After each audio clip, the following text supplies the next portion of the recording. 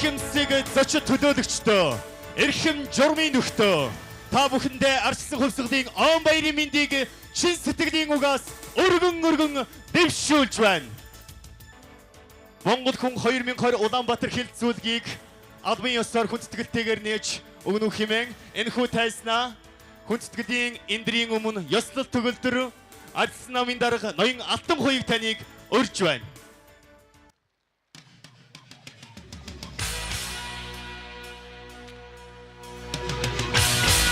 Ичгэлсэн хадуу гадах ташилтаар бидэг барий.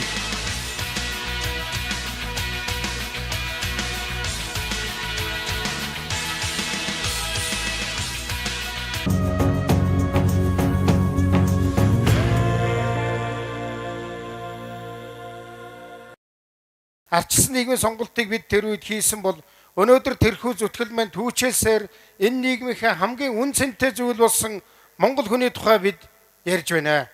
Ардчлалын бүхээг өөдн өргөж Монгол хүнээ өмнөө барьж өндөрт тавих цаг нэгэнт иржээ. Тиймээс бидний дараагийн хийх ёстой чухал алхам бол хүнээ хөгжүүлэх буюу Монгол хүнийг дэлхийн энд хүргэх тэргүүлэх төвшөнд аваач хэвдэл юм аа. Арчсан намынхан бид Монгол хүнийг дэлхийн энтэй иргэн болгох, дэлхийн энтэй амжиргатай байлгах гол гарц бол ардчилсан хувьсгалын хоёр дахь давалгаа эдийн засгийн хувьсгал гэж үзсэн билээ. Эдийн засгийн хувьсгал гэдэг бол Монгол хүний төлөө хийгдэх, Монгол хүн Монголдо сайхан амьдрах боломжийг бүрдүүлэх тэр л хувьсгал юм аа. Ер нь яагаад эдийн засгийн хувьсгалыг эхлүүлэх хэрэгтэй гэж бид эдийн засгийн хувьсгал хийх хэрэгцээ шаардлагыг хэдхэн зүйлүүдээр томьёолон гаргаж байгаа билээ. Монгол улсын эдийн засаг өдрөөс өдөрт эмзэг болж байгаа учраас Монгол хүний хөдөлмөрлөх сонирхол буурч бэлэнчлэг сэтгэлгээ нэмэгдэж байгаа учраас баян хоосны ялгаа өдрөөс өдөрт нэмэгдэж байгаа учраас ардчлалын олон үзүүлэлтээр дэлхийн өндөр хөгжилтэй орнуудтай мөр зэрэгцэж байгаа боловч амжиргааныхаа олон үзүүлэлтээр Монгол хүнийхээ хөгжлийн олон үзүүлэлтээр туйлын хоцрогдолтой байгаа учраас бид эдийн засгийн хувьсгалыг хийх хэрэгтэй гэж үзсэн юм аа.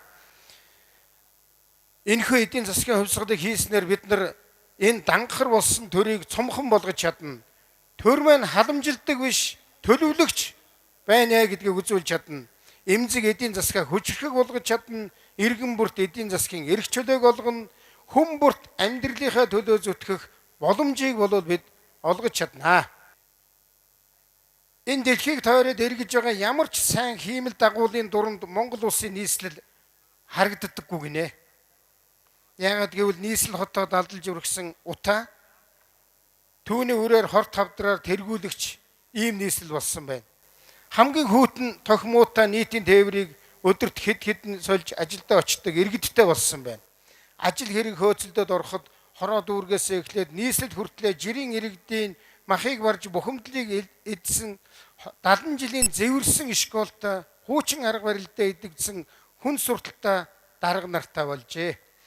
3 дипломтой ажил олдохгүй тамхтай цаасны цуглуулга болж чанаргүй боловсролд боомлуулж мөнгө олох ганц замаа гадаадын хар ажил хийх гэж шийдвэр гаргаж өглөөнөөс орой хүртэл 3 хоног солонгосын элчинд очирлож очирлохын хажуугаар виз гарах болов уу гэж гордсон манай залуучууд нийслэлд дүүрчээ. Цагдаа шүүхийн байгууллагыг харахаараа эрхийг минь хамгаалах байгууллага гэж баярлах биш бүр эсэргээр нь очичвол буруутан болдог болов уу?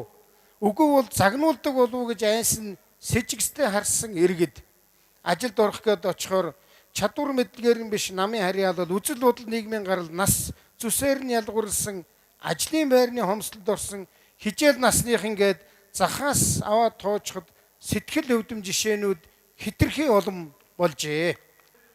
Нийслэл хот зөв биш, зөв биш капитализмын шуурганд өртөж хот төлөвлөлтийн буруу механизмын үрээр эмх зам бураагүй эрээ хураавар нийслэл хотын жишээг дэлхийд нэгээр нэмэгдүүлчихэд байна. Тансаг сайхан цэцэрлэг түрээлэн барьж болдгоомаа гэхэд хүүхэд тоглох талбай эмнэлэг байгуулах газарч бас үлдээгүй байна шүү дээ. Өнөөдөр ардчилсан нам 21 аймгийн 4хэн аймагт нь 9 дүүргийн 1 л дүүрэгт ялалтыг байгуулад байна. Гэхдээ бидний ялалт цөөхөн байна гэж чамлаад хий хоосон ярьж шүлсээ өсчүүлж хойш суугаагүй шүү ардчлалынх нь.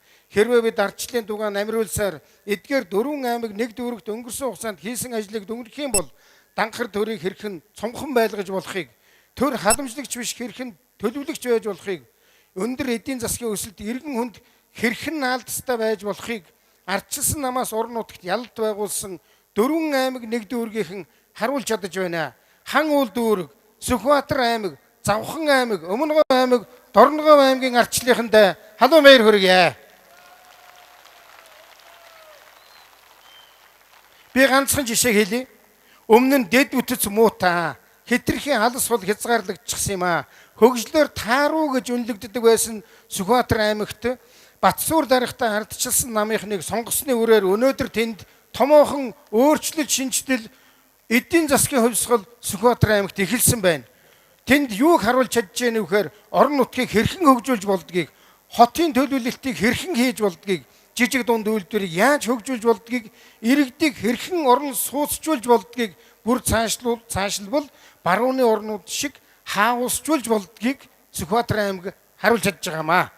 Шудраг шүүхээр Бат хамгаал улсын эрх чөлөө, өрхийн амжиргааг сайжруулсан ажил орлого, өр хүүхдүүдийн минь сарвал ухаан эрүүл мэнд, онгон байгаль гол мөрнөөр бэлгсэн аюулгүй орчин, оюун ухаанаараа дэлхийн ертөнцийг байлдан дагуулах эрдэм боловсралтай иргэдтэй Монгол хүн, Монгол ухааныг хослуулсан Монгол орныг бидэл бүтээж чадна.